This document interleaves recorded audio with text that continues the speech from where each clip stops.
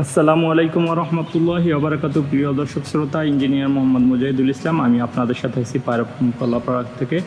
দর্শক শ্রোতা, আমি এই মুহূর্তে একটি গাছের সামনে দাঁড়িয়ে আছি, যেটা আজু খেজুরের একটি গাছ, নতুন বাধা এসেছে। তো আপনারা দেখতে পাচ্ছেন যে অসংখ্য শাখার চারা এবং প্রচুর কাটা। এই গাছটায় কিন্তু আমাদের প্রবেশ করার পথ নেই বললেই চলে। তো আমাদের পরাগায়ন করার আগে গাছগুলোকে কিছু পরিচর্যা করতে হয়, সেই ধাপগুলো আমি কীভাবে করতে হয় আপনাদেরকে দেখাবো। তো এই কাঁটাগুলো সব অপসারণ করতে হবে।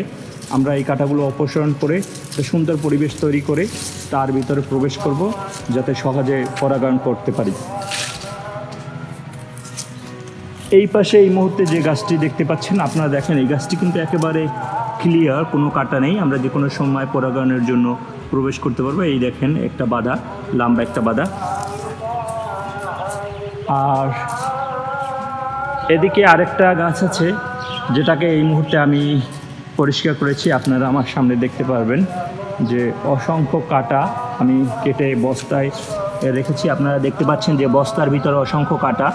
তো এই কাটাগুলো আমি এই গাছ থেকে সুন্দরভাবে পরিষ্কার করেছি। অফশোর চারার যেগুলো আছে এই পাশে দেখতে পাচ্ছেন, সেগুলোর পাতা কমিয়ে দিয়েছি। আপনারা দেখতে পাচ্ছেন এখানে বাদাগুলো সুন্দরভাবে আছে।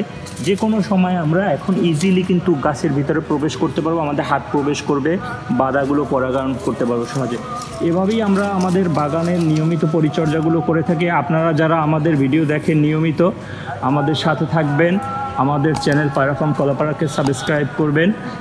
এইখানে দেখেন আরেকটা গাছ, যেটা একটা ফিমেল গাছ, এটাও কিন্তু সব কাটা পরিষ্কার করা হয়ে গেছে। তো আমি যে কাজগুলো করি নিয়মিত আপনাদের সাথে আপডেট করব। এই মুহূর্তে আজান চলতেছে। ভিডিওটা আজকের মতো এখানেই শেষ করছি। আবার দেখা হবে নতুন ভিডিওতে। আল্লাহ হাফেজ। আসসালামু আলাইকুম রহমতুল্লাহি ওয়া বারাকাতুহু।